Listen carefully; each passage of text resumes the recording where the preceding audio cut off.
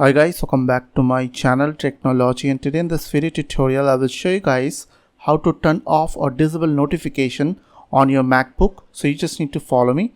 So firstly, the first option is you just need to click over here on this top right corner over here and click on focus, and from here you can click on do not disturb to turn off your notification. So you can easily click over here, or else you can go to your Apple logo icon on your left side corner, go to system settings. After open system settings, from your left side you have to select notification, and from this window you can change your notification settings for your particular apps. So suppose I will block the FaceTime notification, so I will click on FaceTime, and here as you can see I'm getting allow notification option, so I will turn off from here and it will done.